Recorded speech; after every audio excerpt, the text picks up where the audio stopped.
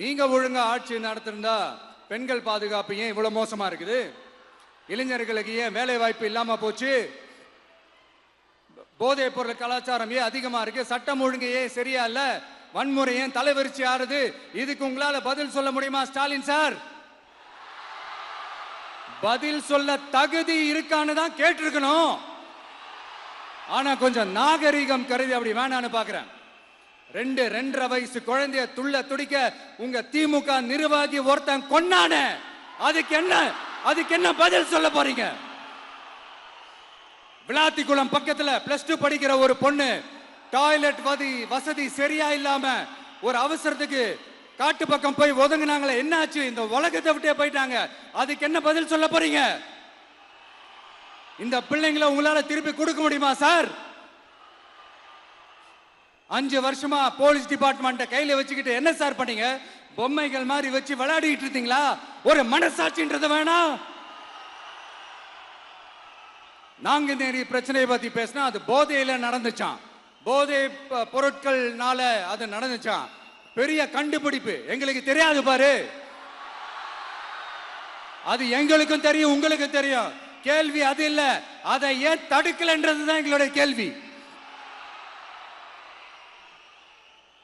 இது மட்டுமா?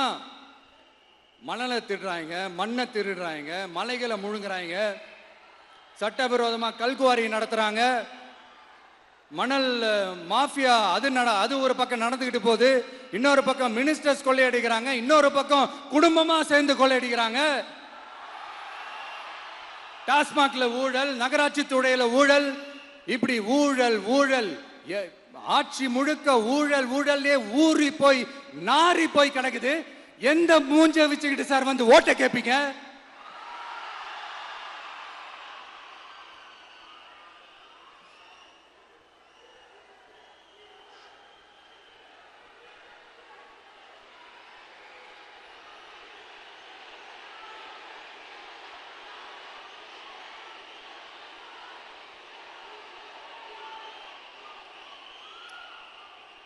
இந்த எலெக்ஷன் சும்மா உங்க பணத்தை எல்லாம் வச்சுக்கிட்டு ஒன்னும் கிழிக்க முடியாது.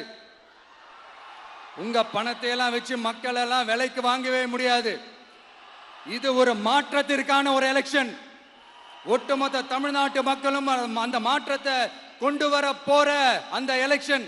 இது உங்களாலேயோ இல்ல அந்த மற்றும் பலர்னாலேயோ ஒன்னும் தடுக்க முடியாது. அதனால மக்களே, ஏப்ரல் 23ஆம் தேதி காலையில சும்மா பக்காவா ரெடி ஆயிட்டு வீட்டில் இருக்கிற சாமியெல்லாம் கும்பிட்டுட்டு உங்க ஓட்டர் ஐடி கார்டை கையில் எடுத்துக்கிட்டு முதல்ல பூத்துல போய் நின்று அந்த விசில் சின்னத்துக்கு நேரா இருக்கிற அந்த பட்டனை ஒரு அழுத்துங்க. இது ஒரு தலைமுறைக்கான ஒரு தேர்தல், உங்களுக்கான தேர்தல். எப்பேற்பட்ட வசதியான வாழ்க்கையா இருந்தாலும் எல்லாத்தையும் தூக்கி எறிஞ்சிட்டு உங்களுக்காக மட்டுமே வந்திருக்கிறேன். உங்களுக்காக நன்றி கடன் செலுத்துறதுக்காக மட்டுமே வந்திருக்கிறேன். அத்தனை வழிகளையும் தாங்கிக்கிட்டு உங்களுக்காக மட்டுமே வந்திருக்கிறேன். ஒரு நாளும் பொய் சொல்லி உங்களை நான் ஏமாத்தவே மாட்டேன். இந்த 4 முனை போட்டி, 40 முனை போட்டி, எத்தனை முனை போட்டின்னு எத்தனை உருட்டினாலும் இங்க 2 முனை போட்டி மட்டும்தான். ஒண்ணு, இன்னொன்னு எஸ், ஒன்னு டிவிகே, இன்னொன்னு டிஎம்கே. மக்கள் விரோத ஆட்சி நடத்துற ஸ்டாலின் சார் வேணுமா? மக்களை நேசிக்கிற உங்க விஜய் வேணுமா? அவ்வளவுதான் இந்த எலெக்ஷன். அதனால உங்க மகனுக்கு, உங்க அண்ணனுக்கு, உங்க தம்பிக்கு, உங்க பிள்ளைக்கு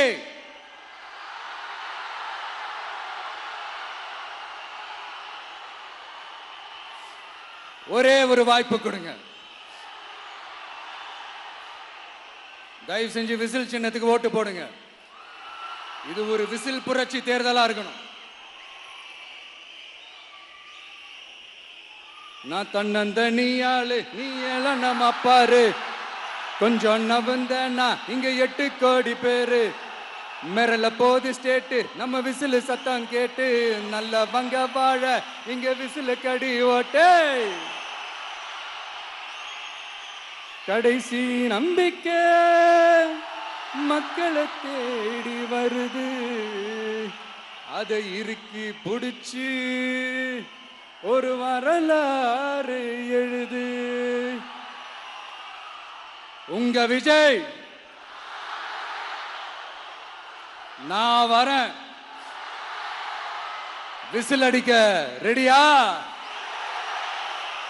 கான்பிடண்டா இருங்க. நல்லதே நடக்கும்.